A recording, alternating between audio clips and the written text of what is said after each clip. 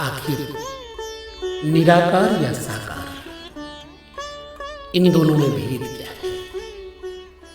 ध्यान के लिए समय कौन सा?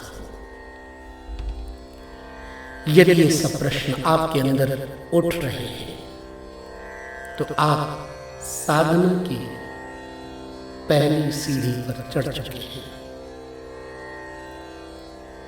याद रखिए, ध्यान के सिवाय और कोई मार्ग नहीं है शांति और ईश्वर को प्राप्त करने का। ईश्वर को प्राप्त करने का अनुपम उपचार है ध्यान साधना। यदि आप एक ध्यान करने की गहरी सोच में जाने वाले हैं तो आपके लिए इस समय से बढ़कर कोई दूसरा उपयुक्त समय नहीं है। वर्तमान को सजाने के लिए न भूत की चिंता न भविष्य का चिंतन,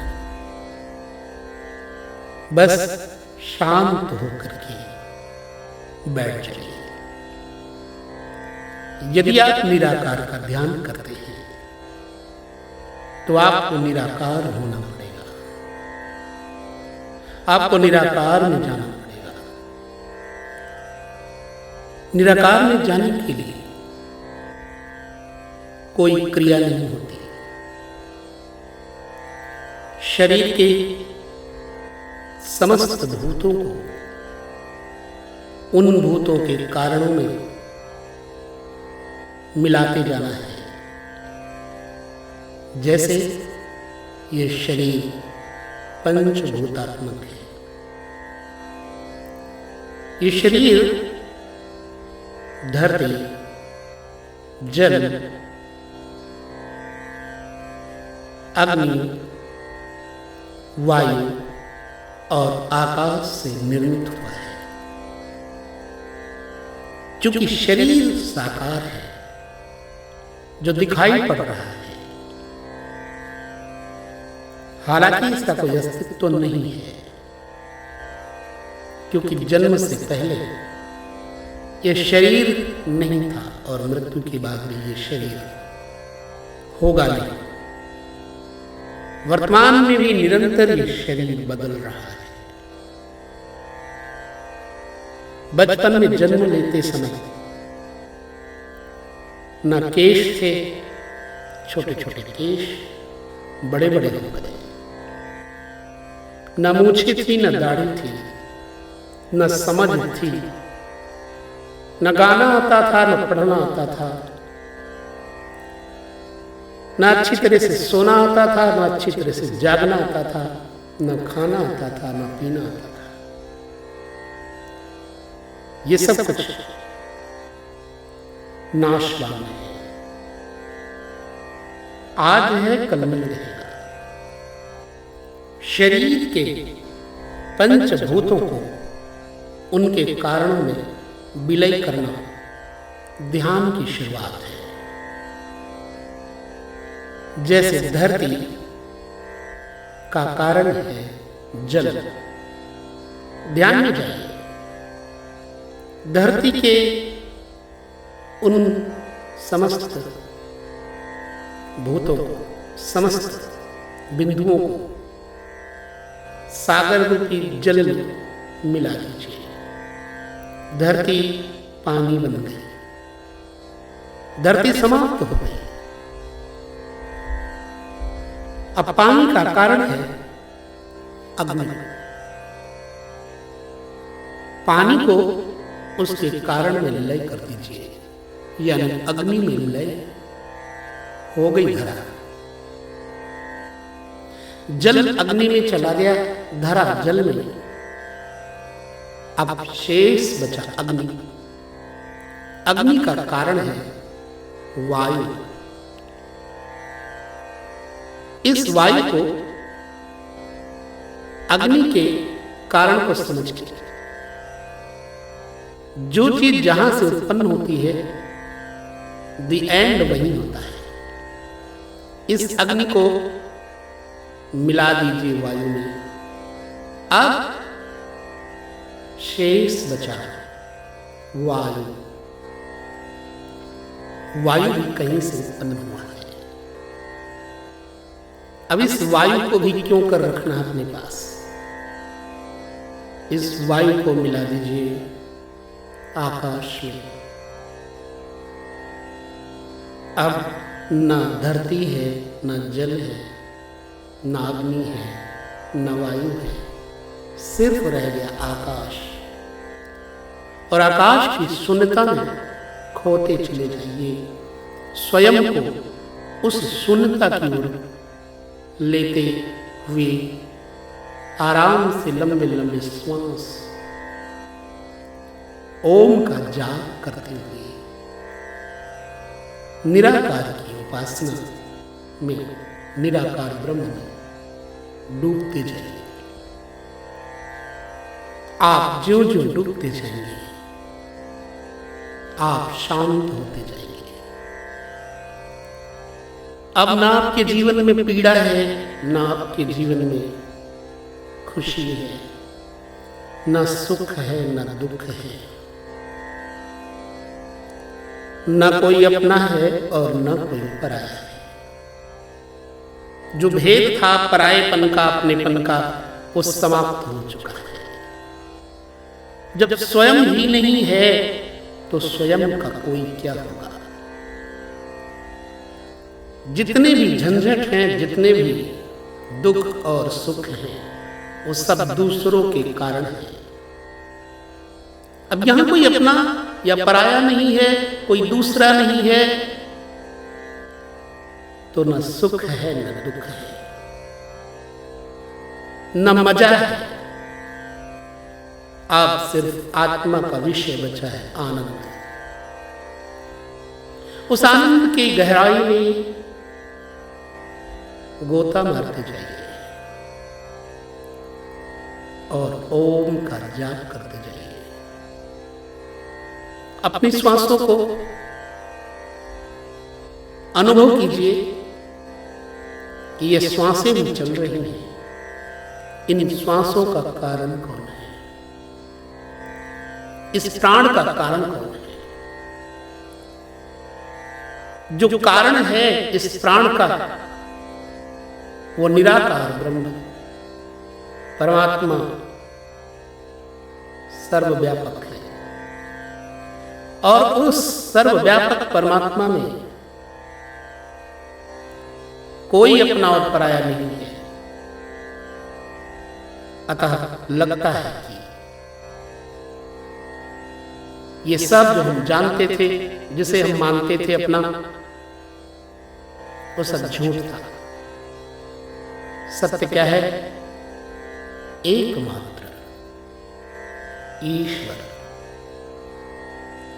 आत्मा, जो निराकार रूप से सब में विद्यमान है। जिस प्रकार से पंखे में जो गतिशीलता है वो बिजली की है। पंखा दिखाई पड़ता है, पंखे की गति दिखाई पड़ती है, लेकिन गतिशीलता देने वाला विद्युत नहीं दिखाई पड़ता, करंट नहीं दिखाई पड़ता, क्योंकि करंट निराकार है। वही बिजली असत्य रूप से साकार में प्रतीत हो रही थी, पंखे के आकार में। हम कह रहे थे पंखा चल रहा है, किंतु अब क्या? पंखा तो बंद हो गया। क्यों? क्योंकि उसमें उसका कारण करंट नहीं है। जब कारण समाप्त हो गया है तो सारे कार्य समाप्त हो गए हैं। ऐसे ही सुख और दुख का कारण जब समाप्त हो गया तो किसको दुख और किसको सुख मिलेगा? निराकार की उपासना में निरंतर तल्लीन होकर के लगे रहे। अब आपको समय का बोध नहीं होगा, क्योंकि जिसको बोध था समय का वो तुम थे, और तुम अब तुम नहीं रह गए, अब तुम वो हो गए हो जो सब में व्यापक है, जो काल रूप से सब में स्थित है। अब तुम अकाल पुरुष के गोद में हो। अब तुम्हारे अंदर भेद नहीं है, अब तुम्हारे अंदर भाव नहीं है, अब तुम्हारे अंदर अभाव नहीं है। अब तुम अपने स्वभाव आनंद में निरंतर गोता मार रहे हो। ये चिंतन ज्यों ज्यों बढ़ता जाएगा, समय सीमा बढ़ती जाएगी, आनंद बढ़ता जाएगा। फिर कौन किसकी निंदा करे और कौन किसकी उपासना करे, किसकी चुगली, किसकी निंदा, किसका स्तवन, किसकी स्तुति। तो बस अब तुम ही तो शेष हो। इस प्रकार से समय की सीमा को धीरे धीरे अपने आप बढ़ता हुआ देखेंगे, क्योंकि जब आनंद मिलता है, निरंतर आनंद में आनंद समाहित हो जाता है, फिर उठने का भाव नहीं रहता। जब इस प्रकार से तुम ध्यान करते हो तो तुमको अपना बोध भी नहीं रह जाता, तो समय का बोध कैसे रह जाएगा? प्रश्न उठता है, ध्यान कहां करें? ध्यान के लिए कौन सी जगह है? उत्तर यह है कि जिस जगह परमेश्वर उस जगह ध्यान करना है। फिर प्रश्न कीजिए कि परमेश्वर कहां नहीं है? उत्तर मिलेगा, सब जगह है। तो जब सब जगह वो परमेश्वर है, ईश्वर है, तो ध्यान के लिए कोई स्थान विशेष चयन करने की आवश्यकता नहीं है। अब तो हम जहां चाहे, जिस जगह चाहे, बिस्तर पे चाहे बिस्तर पे ध्यान कर सकते हैं, रसोई में चाहे रसोई में कर सकते हैं, छत पे चाहे छत पे कर सकते हैं, भूमि पर, कुर्सी पर, कहीं भी आप ध्यान कर सकते हैं। बस एक चीज का ध्यान रखना है कि ध्यान करने वाले का बोध जब तक रहे तब तक ध्यान करना है। जब ध्यान करने का बोध समाप्त हो जाए तो ध्यान की वही अंतिम अवस्था है, और उस अंतिम अवस्था की प्राप्ति के लिए आप स्वयं डूबते जाइए। खैर, यह ध्यान आपको कितने गहरे ले जाता है, आप स्वयं बताएंगे। इस ध्यान की अवस्था को प्राप्त करने के लिए सत्संग भी सुनना पड़ेगा। हरे हरे वृक्षों में उस निराकार परमात्मा को देखने की आदत डालनी पड़ेगी। जल की तरलता और जल की मिठास में उस परमात्मा का दर्शन होने लग जाएगा। हवाओं की सरसराहट में उसका अनुभव होने लग जाएगा। हर श्वास में उस ईश्वर का बोध होने लग जाएगा। मृत्यु और जन्म से परे और गहरे उतरते जाएंगे। तो जब यह अवस्था आ जाए तो समझ लेना कि अब और कुछ नहीं करना, हमें जो कुछ करना है उसको करना है जिसका हम ध्यान करते हैं। क्योंकि ध्यान करने की जो क्रिया है, क्रिया की जो शक्ति है, वो और कोई नहीं, वो व्यापक शिव है जो निराकार में है, साकार में है, निराकारमय है, साकारमय है। फिर ईशावास्यमिदं सर्वं यत्किंचित् जगत्यां जगत् तेन त्यक्तेन भुञ्जीथा मा वृथा कस्यचित् धनम् की अवस्था में आप आ जाते हैं। अब आपके ध्यान की प्रगाढ़ता, अब आपके ध्यान का आनंद फैलना शुरू हो जाएगा घर से बाहर। जब आप स्वयं ध्यान में हैं, जब आप स्वयं आनंद में हैं, तो आपको दुखी कौन कर सकता है? जब आप स्वयं सुखी हैं, आनंदित हैं, दूसरे से आनंद लेने की, दूसरे से सुख लेने की अपेक्षाएं खत्म हो गई है, तो हर व्यक्ति आपको अच्छा लगने लग जाएगा। हर उस व्यक्ति में वही परमात्मा निराकार रूप से नजर आने लग जाएगा। हर एक की बोली भाषा में आपको शिव नजर आने लग जाएगा। तो बस ध्यान की इस सूत्र व्यवस्था को चिंतन करते हुए नित्य प्रति ध्यान करिए।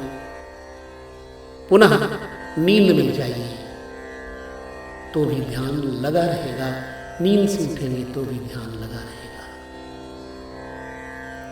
अब दुख तो होंगे, लेकिन दुख लेने वाला ही नहीं रह गया, तो सुख का है। जब दुख ही नहीं लग रहा है तो सुख ही सुख है। अब सुख आएगा कहां से? सुख की जरूरत नहीं, सुख तो अपने पास रहेगा। बेकार में हम ढूंढ रहे थे जिस सुख को बाहर लोगों में, रिश्तेदारों में, मित्रों में, धन में, वाहनों में, सड़कों पे, जंगलों में, नदियों में, पर्वतों में। वो सुख तो अपने आप अंदर ही आया। जब अपने आप में सुंदर सुख मिल गया तो अब सुख की अपेक्षा खत्म हो जाएगी। जब अपेक्षा समाप्त हो जाती है तो उपेक्षाएं भी नहीं रहती, निंदा भी नहीं रहती, और कोई बुरा हो कैसे सकता है? जब सब में ईश्वर है, जब सब में परमात्मा है, तो बुरा कोई है ही नहीं, सब अच्छे हैं। ये ध्यान की पराकाष्ठा है। ओम ओम ओम तत्सत। ओम पूर्णमदः पूर्णमिदं पूर्णात् पूर्णमुदच्यते पूर्णस्य पूर्णमादाय पूर्णमेवावशिष्यते। शांति शांति शांति।